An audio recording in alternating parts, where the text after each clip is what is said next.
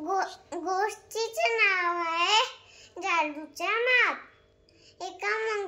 एका चंद्रपूर गावामध्ये लोक राहत होते आणि त्या गावामध्ये फक्त वर्षातून एकदाच पाणी पडायचा आणि सगळ्या लोकांना पाणी प्यायला भेटतच नसे आणि ते लोक लांबून पाणी आणायचे आणि त्याच गावात गोपाळ नावाचा दुकानदार राहत होता।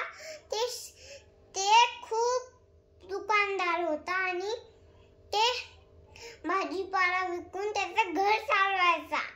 आणि असंच एका दिवशी त्याच्याकडे एक महाराज आले आणि त्या म्हणू लागले, बेटा थोडं पाणी देशील का? मला तहान लागली, मी गावातून आलो, मला माझ्या गावात जायला वाचलं होईल। तर त्यानं त्या महाराजाला एक थेंब पाणी दिलं एका घासात भरून आणि ते डबल पाणी मागू लागले। डबल पाणी पूर्ण त्याच्याकडचं पुरं मात होतं आणि पूर्ण पाणी त्यानं संपवून त्या सगळं मटक्यातलं पाणी त्या महाराजाला दिलं आणि महाराजा म्हणले, तू एक चांगला माणूस आहे। आणि ते महाराज म्हणले, मी तुला आशीर्वाद देतो। आणि असं बोलून ते निघून गेले। आणि मग एका दिवशी त्याच्या गावामध्ये सुंदर त्याचा मित्र आला आणि त्याला म्हणला, अरे मित्रा, ही थोडी यादी घे आणि मला सामान दे। आणि मग सामान घेतल्यावर ते गोपाळ त्याला म्हणला, सुंदर तू असं लंगडतोयस का?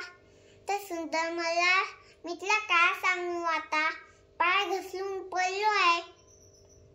डॉक्टरांनी सांगितलं की ही जखम पायाची कधीच बरी होणार नाही। आणि मग ते सुंदर मला गोपाळले थोडं पाणी देशील? तर ते गोपाळ म्हणला, माझ्याकडे पाणीच नाही। एका दिवशी माझ्या गावामध्ये एक महाराज आला आणि त्याने सगळं पाणी पिऊन घेतलं। आणि मग त्या सूर्याने पाहिलं की मटका पाण्यानं पूर्ण भरलेला आहे आणि गोपाळले आणि मग त्याचा मित्र त्या म्हणला, अरे मित्रा, काय खोटं बोलतोय, ते मटकं तर पाण्यात भरलेलं आहे। आणि त्या वाचलं गोपाळला, अरे ते जादूच झाली, मटका तर पूर्ण वेळ हे रिकामाच होता। मग त्यानं पाणी दिलं त्या मित्राले आणि मग ते जेव्हा घरी जात होता आणि त्याच्या पायाची जखम आपोआप बरी झाली। आणि ते घरी जातच होता तेव्हा घरी गेला आणि पाहिलं की त्याची बायको बिमार पडली। आणि मग त्याला युक्ती सुचली आणि त्याला माहित झालं की ते जादूचा माठ आहे। आणि मग तिचा मित्र त्याच्याकडे घेऊन गेला गोपाळकर। आणि मग गोपाळले म्हणला, मित्रा, तू माझ्या बायकोला पाणी देशील? माझी बायको बिमार पडली, ती सुद्धा या पाण्यात बरी होईल। आणि मग त्या गोपाळनं तिला पाणी दिलं आणि ती जखम 2 मिनिटातच बरी झाली। आणि मग सगळे लोक त्या गोपाळकडे येऊ लागले आणि जखम बऱ्यासाठी येऊ लागले आणि ते थोडे त्या गोपाळले पैसे पण द्यायचे आणि मग त्याच्याकडे पैसे जमा व्हायचे। आणि एका दिवशी त्या महाराजाची लाणी बिमार पडली आणि मग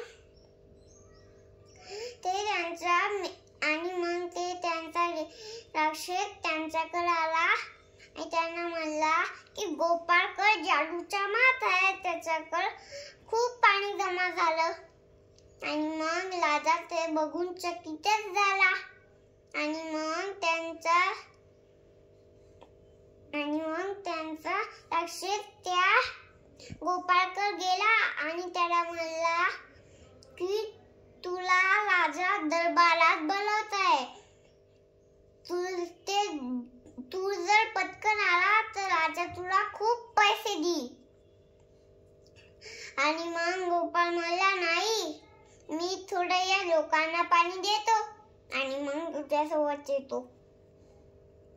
आणि मग राक्षस म्हणला, शिपाई म्हणला नाही, तू आत्ताच चल, तू आत्ता गेला तर राजा तुला खूप पैसे देतील.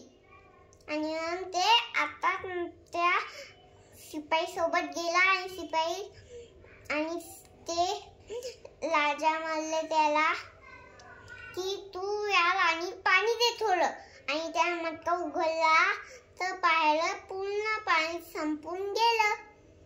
आणि मग ते घाबरलं तर त्या राजा म्हणाला, राजा माहीतच नाही की या मटक्यातलं पाणी कुठं गायब झालं. आणि मग राजा निराश होऊन तिथंच थांबला आणि म्हणला त्याले की तू आता जाऊ शकतो. आणि मग ते गेला आणि त्याच्याकडे असंच एका दिवशी ते महाराज आले आणि म्हणले तू अति हवपणा केला म्हणून तुझ्या